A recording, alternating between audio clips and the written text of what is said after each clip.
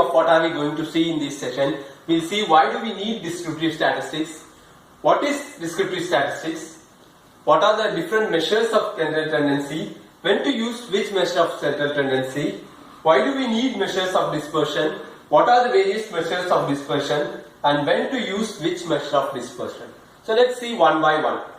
Now let's see why do we need descriptive statistics. When we conduct research, we might measure around 10 to 15 variables, and if our sample size is say 10 to 150 or 200, we might end up with a whole large data, and if we present raw data as such, no one will be able to make sense of it. Even if someone wants to go through it, there will be an enormous volume of data which is a big waste of time, isn't it? So we need to have some values which can represent our data so that someone can easily make sense out of it.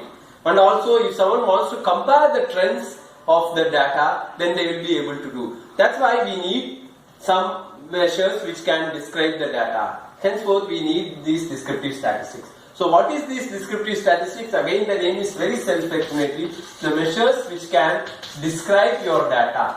Describe what? Describe the central tendency, how is it centered around and how is it dispersed. So they describe these two things. That's what is called as your descriptive statistics. Now, having said that, let's see into what are the measures of central tendency. There are three measures of central tendency. The first measure is called as the mean. Now, this is nothing but the average. So, how do we calculate it? We have to add all the values and then divide by the number of observations. Now, why do we need some more measures of central tendency? Let's take a simple analogy. I want to measure the income of some around 20 people. So I get a sample of 20 people. I want to know all their income. So I ask them and then I found out a mean. Now, if someone in the group, instead of say fifth observant or fifth person, suddenly a billionaire comes into the thing. Say for example Ambani or Bill Gates becomes a sample, becomes an element of our sample. Now what happens? The total of the income of all these people becomes a very huge number, and now when we try to calculate the mean, it becomes a very, very large number which is not the representative of the actual income of this group. So now that's why when mean cannot do the job, we need some more measures of central tendency to explain or describe the data. So now the second measure is called as median. Now what does this median mean? This is the middle. So median refers to middle, isn't it? It is derived from the root word middle. So what does it mean? The middle of the observations. The value which divides the observations into two equal half is called as the median. Now how to calculate median? Arrange it in ascending or descending order. Find out which is the middle one. Now middle one, if it comes to two values, you have to find out the average of these two values. So that's called as the median. So when the observations are skewed, median is a very good measure of central tendency. Right. Now the third measure of central tendency is mode. Now what is mode? The value which occurs for the maximum number of times in your data is called as your mode. So it can be either one single value in which we call as unimodal. Sometimes two values can occur many times. So that becomes bimodal. Or sometimes if each of the value is one different unique value and no value is repeated, then there is no mode at all. So now these are the three measures of central tendency. Let us see which measure of central tendency is preferred for what type of data. So that basically depends upon what is your type of variable and what is our nature of data or the scale in which we are measuring. Now if we have a numerical continuous variable which is symmetric, then mean is the measure of central tendency. Now if we have a numerical value, say for example I told you income, and if some billionaire or million is there, and usually income is always skewed. So numerical skewed values, we have to, the best measure of central tendency is median.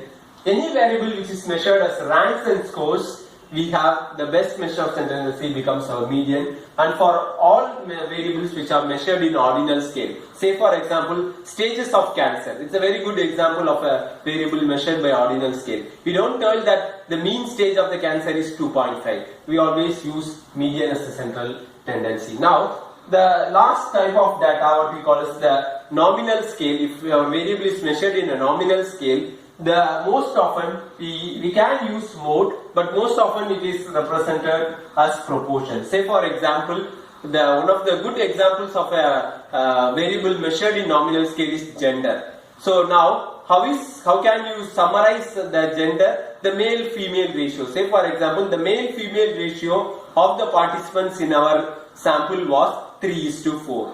So that's how we summarize, isn't it? So nominal data type of data is summarized as proportions. So this is in short for which type of variable we have to use which measure of central tendency.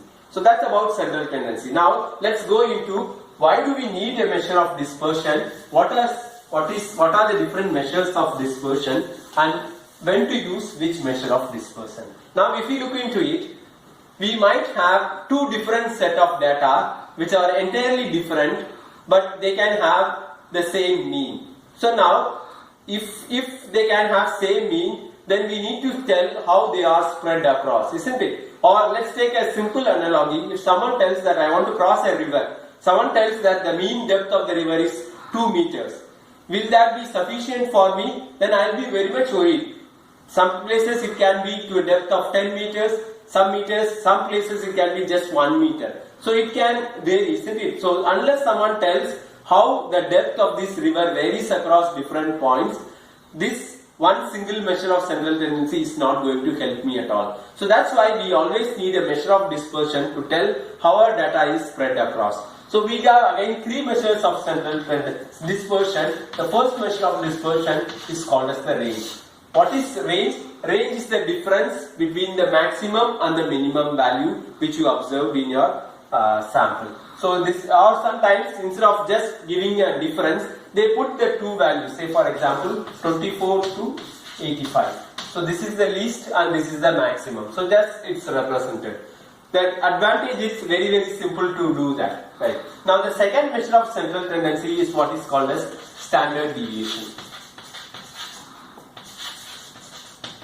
Now let's look into what is this standard deviation. Standard deviation tells us how each individual observation in our data is spread apart from mean. So how are they spread across from the mean? Are they very close to mean, lying close to mean, or are they very much farthest from the mean? So that's what is told by your standard deviation. So how in each data, how individual observation is spread apart from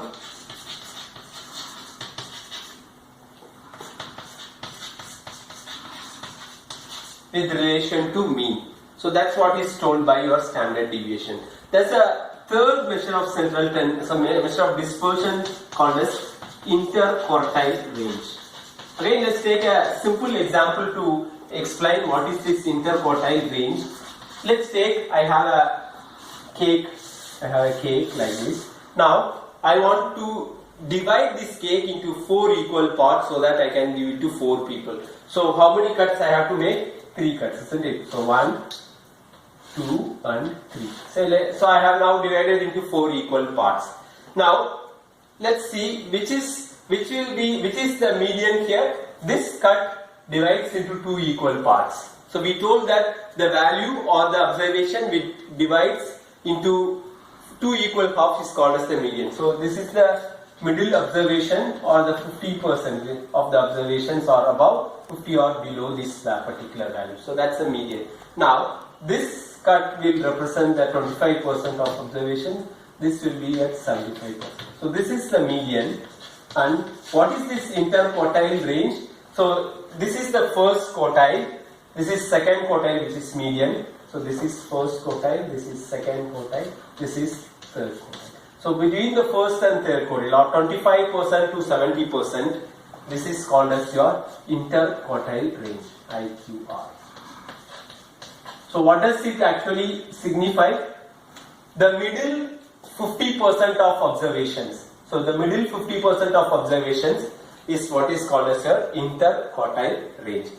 Which is the 50th or the middle one is called as median, and what is the spread? The middle 50th 25 to 75 will be your interquartile range. Now let's see which measure of central this dispersion should be used for what type of variable. Again, let's go here. We have told that for a numerical continuous and symmetric variable or symmetric data, we have a measure of central tendency as mean, and the measure of dispersion will be standard deviation. For numerical data which is skewed, we told that median is the best measure of central tendency, and here interquartile range will be the best measure of dispersion. Same way for variables which are measured as ranks and score and variables which are measured in ordinal scale, interquartile range is the best measure of dispersion. Now here, if you look into variables which are measured by as a nominal scale, there is no dispersion at all, isn't it? Say for example, let's take this example of religion. Hindu, Muslim, Sikh, isn't it? We have already defined nominal as each category is that there is no difference and there is no order between the categories. So when there is no difference, how can we ever quantify that? Hindu, Muslim all are same, isn't it? So there is no measure of dispersion for nominal data. Right. So to